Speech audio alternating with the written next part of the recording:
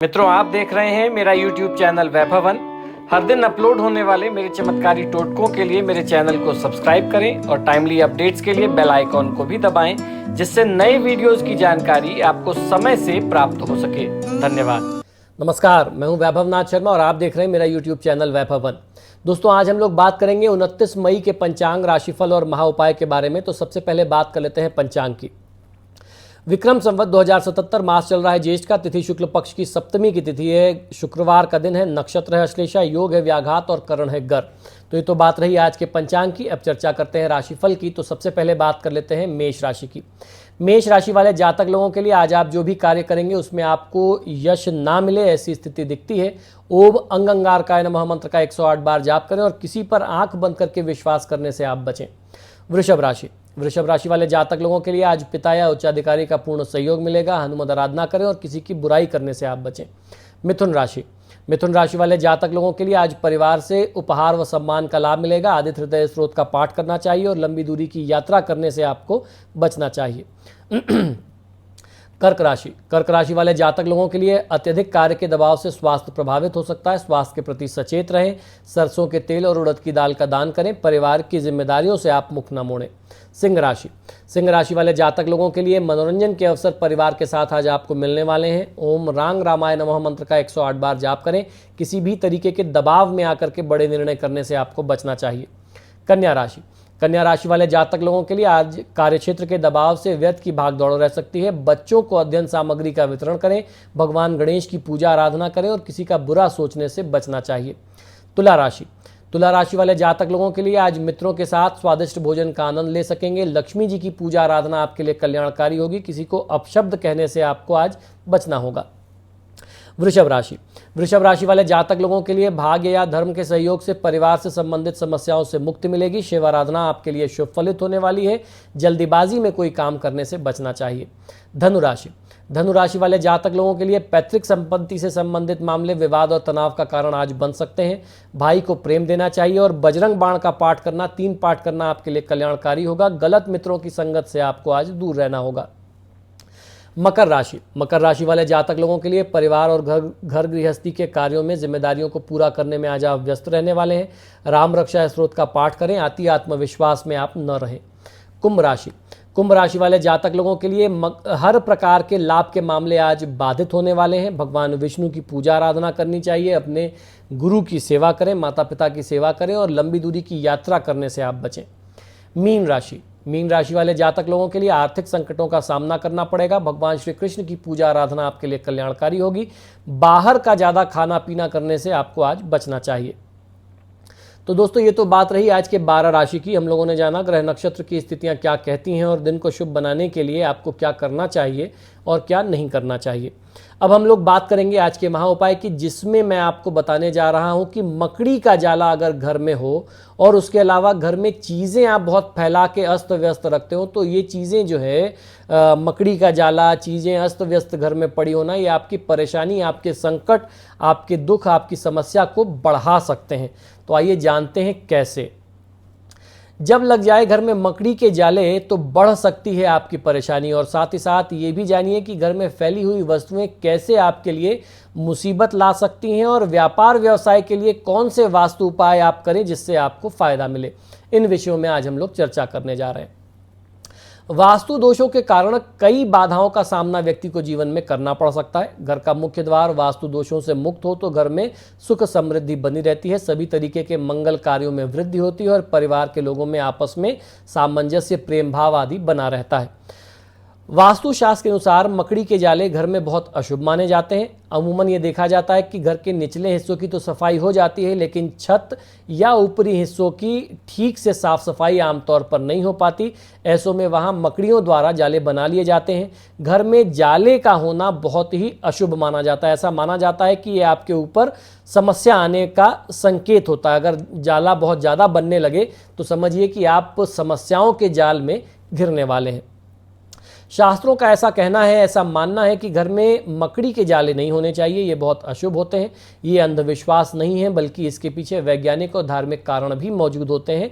मकड़ी के जालों की संरचना कुछ ऐसी होती है कि उसमें नकारात्मक ऊर्जा एकत्रित होती है, इसलिए घर की जिस भी कोने में मकड़ी के जाले होते हैं वो कोने या तो वो हिस्सा घर की नकारात्मक ऊर्जा से भरा होता है या बहुत अंधेरा सा गुप्त अंधेरे जैसी जगह होती है जहाँ पे निगेटिविटी अपने आप जगह बना लेती है।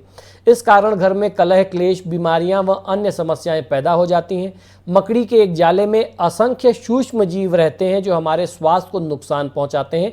इसलिए कहा जाता है कि घर में मकड़ी के जाले अगर होते हैं तो सुख समृद्धि का नाश होने लगता है, क्योंकि नकारात्मक ऊर्जा के कारण घर का माहौल इतना अशांत हो जाता है कि व्यक्ति चाह करके भी अपने काम में मन नहीं लगा पाता।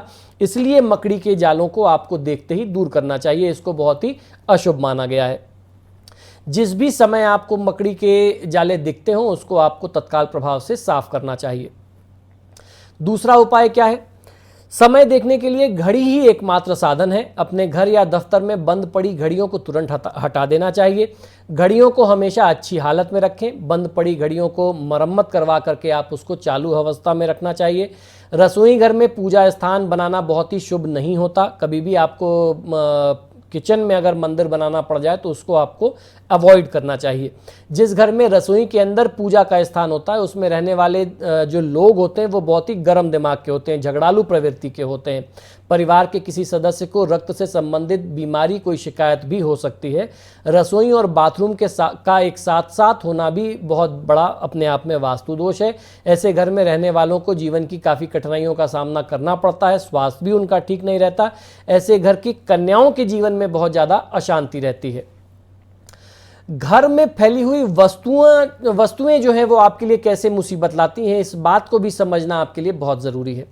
वास्तुशास्त्र में जहां दिशाओं को बहुत महत्वपूर्ण बताया गया, वहीं वस्तुओं के रखरखाव का भी वास्तु में बहुत बड़ा अपने आप में रोल है। स्वच्छता और साफ सफाई को भी काफ़ी महत्व दिया जाता है वास्तुशास्त्र में।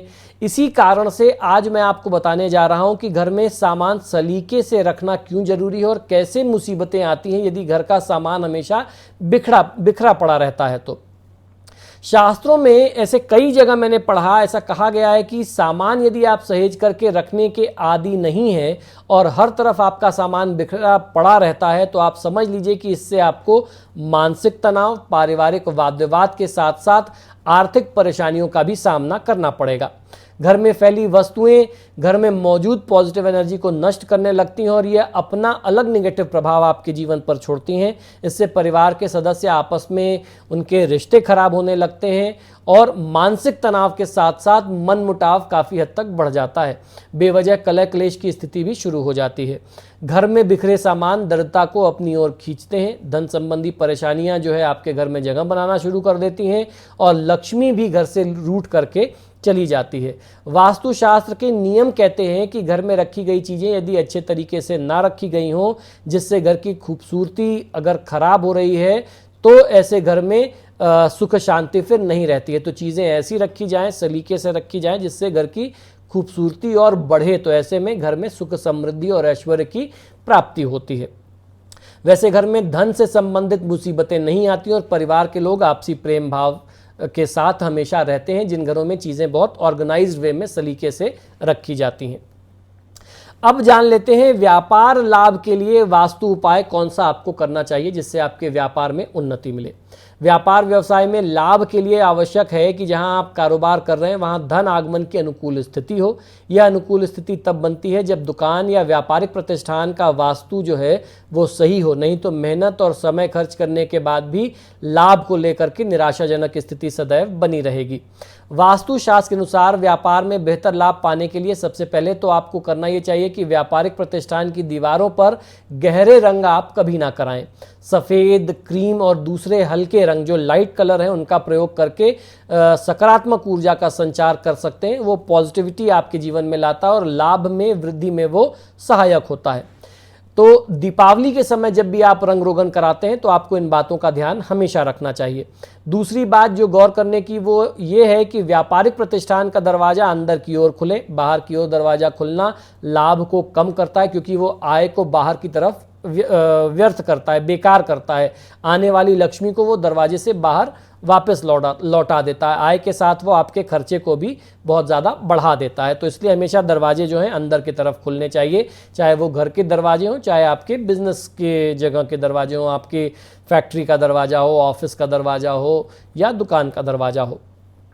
दुकान में उत्तर और पश्चिम दिशा की ओर शोकेस का निर्माण करवाना चाहिए। इससे खरीदारों की संख्या बढ़ती है और धन में वृद्धि के लिए तिजोरी का मुंह उत्तर की ओर रखें, क्योंकि ये देवताओं के कोषाध्यक्ष कुबेर देवता की दिशा होती है।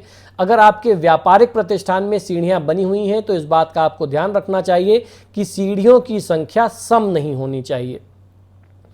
तो दोस्तों, आशा करता हूं कि ये छोटे छोटे उपाय और टोटके जो आपको मेरे YouTube चैनल से प्राप्त होते हैं, ये निश्चित ही पसंद आते होंगे। आप सभी लोगों से बार बार आग्रह है कि जब भी आप मेरे वीडियोस देखते हैं तो इनको लाइक और शेयर ज़रूर करें, और आपने अगर अभी तक मेरे चैनल को सब्सक्राइब नहीं किया तो प्लीज़ इसे सब्सक्राइब करिए। इसी शुभकामना के साथ कि आपका दिन शुभ हो, मुझे आज्ञा दीजिए और देखते रहिए मेरा YouTube चैनल वैभव वन। नमो नारायण। सब्सक्राइब करें मेरे YouTube चैनल को, साथ में बेल आइकॉन भी दबाएं, जिससे मेरे चैनल पर हर दिन अपलोड होने वाले मेरे चमत्कारी उपायों के वीडियोस की जानकारी आपको सबसे पहले मिल जाए। धन्यवाद। तो यदि आप अपनी किसी भी व्यक्तिगत समस्या के लिए मुझसे परामर्श और समाधान चाहते हैं, यानी आप अपनी किसी भी पर्सनल प्रॉब्लम के लिए मुझसे कंसल्टेशन और रेमेडीज चाहते हैं, तो उसके दो तरीके हैं। टेलीफोनिक कंसल्टेशन, फ़ोन पे बात करना, और दूसरा फेस टू फेस यानी पर्सनल मीटिंग करना। आप हमें फ़ोन के माध्यम से, ईमेल और व्हाट्सएप के माध्यम से अपॉइंटमेंट बुक कर सकते हैं। हमारा नंबर है 9990724131। आपको दो नंबर दे रहा हूँ, इन दोनों नंबर पे व्हाट्सएप अवेलेबल है, आप व्हाट्सएप करें। 9818300146 ये हमारे ऑफिस का दूसरा नंबर है। अगर आप हमें ईमेल करना चाहते हैं तो आप हमें ईमेल कर सकते हैं। हमारी ईमेल आईडी नोट कर लीजिए, sharma.vaibhava vaibhava@gmail.com पर। इस पर आप हमें ईमेल भी कर सकते हैं। मित्रों, आजकल फ़ोन कॉल्स बहुत ज़्यादा हैं और मुझे भी मालूम है आप लोग कॉल करते हैं, फ़ोन रिसीव नहीं होता तो आप भी निराश होते हैं। ऐसे में ईमेल और व्हाट्सएप करना सबसे बेहतर तरीका है। धन्यवाद।